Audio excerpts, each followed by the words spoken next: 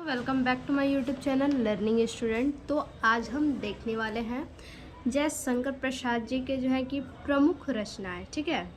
और ये जो प्रमुख रचनाएं आपको बताने वाले हैं बहुत ही ज़्यादा इम्पॉर्टेंट है और ये हर जगह पूछे जाते हैं, हर एग्ज़ाम में पूछे जाते हैं और अक्सर आपको जो है कि ऑप्शनली क्वेश्चन में भी पूछे जाएंगे, ठीक है।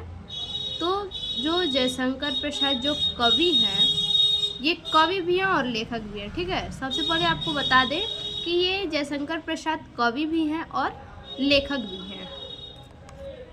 सबसे पहले जानेंगे कि जो जयशंकर प्रसाद हैं, इनकी रचनाएं जानने से पहले जानेंगे कि जयशंकर प्रसाद किस युग के कवि हैं, ठीक है। तो जयशंकर प्रसाद आपको बता दें कि ये जो है ये शुक्ल युग के कवि हैं, ठीक है। किस युग के कवि हैं? शुक्ल युग के कवि हैं। और शुक्ल युग को क्या कहा जाता है? तो शुक्ल युग का दूसरा नाम जो है वो है छायावादी युग, ठीक। शुक्ल युग को जो है कि छायावादी युग भी कहा जाता है। अब बात है कि जयशंकर प्रसाद तो शुक्ल युग के लेखक हैं, ठीक है। और जो शुक्ल युग है यानी जो छायावादी युग है, ये कब से कब तक चला, ठीक है। आखिर इसका कुछ समय सीमा भी होगा। तो शुक्ल युग का जो समय सीमा है, ठीक है, इन जो शुक्ल युग का समय सीमा है वो है 1920 से, समय सीमा जो है वो 1920 से लेकर के 1936 तक है समय सीमा, ठीक है। 1920 से लेके 1936 जो है कि समय सीमा है इनका। ये युग कब से कब तक चला? तो इसका समय सीमा जो है कि 1920 से 1936 तक ये चला। अब इसके बाद बात आता है कि ये जो है कि क्या क्या इन्होंने रचना किया है, ठीक है। क्या क्या इन्होंने यानी इनकी कृतियाँ कौन कौन सी हैं? तो इनकी कृतियों में जो है कि ये जो हिंदी साहित्य के एक तो प्रमुख कवि माने जाते हैं, ठीक है। हिंदी साहित्य के प्रमुख कवि माने जाते हैं क्योंकि इनकी जो है कि हिंदी साहित्य में बहुत बड़ा योगदान इन्होंने किया है। और इनकी कृतियाँ जो हैं वो हैं नाटक, ठीक है। ये एक नाटककार भी थे। उसके बाद उपन्यासकार थे, उपन्यास भी इन्होंने लिखा है। उपन्यास के बाद ये जो है कि कहानी भी इन्होंने लिखा है और निबंध भी इन्होंने लिखा है, ठीक है, निबंध। तो ये सब ये चारों जो है इनके द्वारा लिखा गया है। अब लाइन बाय लाइन देखेंगे कि नाटक कौन कौन से हैं, उपन्यास कौन कौन से हैं, कहानी कौन कौन से हैं, निबंध कौन कौन से हैं, ठीक है। देखिए, तो सबसे पहले आता है कामायनी। अब जो जयशंकर प्रसाद की रचनाओं में जो कामायनी है ये क्या है? तो कामायनी जो है ये महाकाव्य है, ठीक है। कामायनी क्या है? महाकाव्य है। जयशंकर प्रसाद की रचनाओं में जो सबसे प्रमुख काव्य जो है कामायनी, इसे महाकाव्य कहा गया है, ठीक है। अब जो महाकाव्य है कामायनी, ये भी क्या है? छायावादी युग की ही रचना है। जाहिर सी बात है जयशंकर प्रसाद छायावादी युग के कवि हैं तो इनकी रचनाएं भी क्या होंगी? छायावादी युग की ही होंगी, ठीक है। तो कामायनी जो है महाकाव्य है, ये भी छायावादी युग की रचना है। किस युग की? छायावादी युग की। ये छायावादी युग की रचना है, ठीक है। उसके बाद आता है आपका आंसू। आंसू क्या है? ये आपका काव्य है, ठीक है, ये आपका काव्य है। उसके बाद है लहर। लहर भी क्या है? ये भी काव्य है, ठीक। यानी कि इनकी जो काव्य है वो 3 है, कामायनी 4 है, सॉरी 4 है, कामायनी, आंसू, लहर और झरना, ठीक है। ये तीनों काव्य है और कामायनी जो है वो जयशंकर प्रसाद के महाकाव्य है। और इनकी जितनी भी रचनाएं हैं इन्होंने सारी रचनाओं को जो है कि छायावादी युग में ही इनका जो है कि काव्य का रचना किया है, ठीक है। उसके बाद आता है दूसरे नंबर पे कंकाल। अब ये कंकाल क्या है, ठीक। तो जो कंकाल है ये आपका उपन्यास होगा, ठीक है। ये आपका क्या है, उपन्यास है।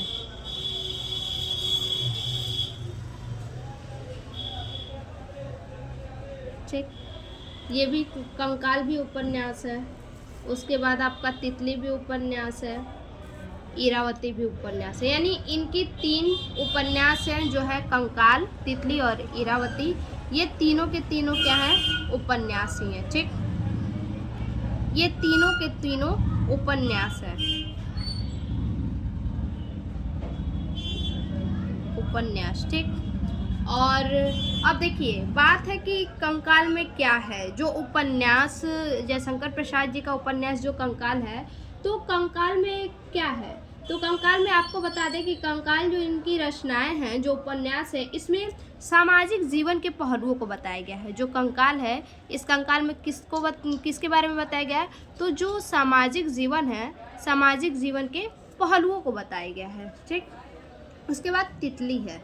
तितली में क्या बताया गया है, तो जो तितली है इसमें पारिवारिक जीवन के पहलुओं को बताया गया है। जो पारिवारिक जीवन है, यानी कंकाल, तितली, इरावती, ये क्या है, तीनों उपन्यास हैं। और इन तीनों को अगर आप पढ़ते हैं, कंकाल के बारे में अगर कंकाल उपन्यास को आप पढ़ें, तो इसमें आपको पूरा का पूरा सामाजिक जीवन के पहलुओं को बताएगा। ठीक है, कि सामाजिक जीवन क्या है। और वही तितली जो है, इस उपन्यास को अगर आप पढ़ेंगे तो इसमें पारिवारिक जीवन के बारे में बताया गया है। और वहीं जो इरावती है, इरावती को जो है कि अधूरा उपन्यास भी कहा गया है। ठीक है, अधूरा उपन्यास भी कहा गया है इरावती को। ठीक, अब बताइए अधूरा उपन्यास है तो इसमें किस बारे में है, तो अगर इरावती उपन्यास को देखा जाए तो इसमें जो है कि चंद्रगुप्त मौर्य जो है, उनके शासन काल की कहानी इसमें दी गई है। इरावती में चंद्रगुप्त जो मौर्य हैं, चंद्रगुप्त मौर्य, इनके शासन काल की कहानी बताई गई है इसमें। ठीक है, उसके बाद हम देखेंगे क्या,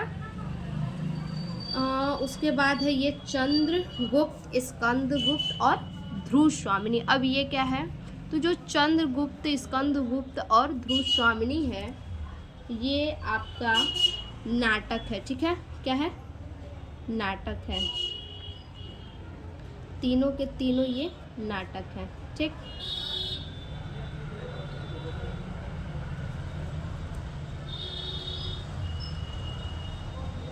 ये तीनों तो नाटक हैं। ठीक है, और ये तीनों क्या है, प्रमुख नाटक है। अब इसमें से जो चंद्रगुप्त है, तो चंद्रगुप्त जो नाटक है, इसमें जो है कि मौर्य साम्राज्य के शासक जो चंद्रगुप्त की कहानी बताई गई है। चंद्रगुप्त जो नाटक है, इसमें क्या बताया गया है, मौर्य साम्राज्य के शासक। मौर्य साम्राज्य के शासक कौन थे, तो चंद्रगुप्त थे। और चंद्रगुप्त की जो है कि इसमें पूरी कहानी बताई गई है। ठीक है, उसके बाद स्कंदगुप्त है। स्कंदगुप्त क्या है, तो स्कंदगुप्त जो है ये गुप्त साम्राज्य के, ठीक है, गुप्त साम्राज्य के शासक जो थे। गुप्त साम्राज्य के शासक कौन थे, तो स्कंदगुप्त ही थे। ठीक है, तो गुप्त साम्राज्य के शासक स्कंदगुप्त के बारे में ही कहानी बताई गई है इसमें। और तीसरा जो ध्रुव स्वामिनी है, ध्रुव स्वामिनी क्या है, प्रमुख और प्रसिद्ध नाटक है। ठीक है, सबसे प्रसिद्ध नाटक जो है वो है ध्रुव स्वामिनी। ठीक है,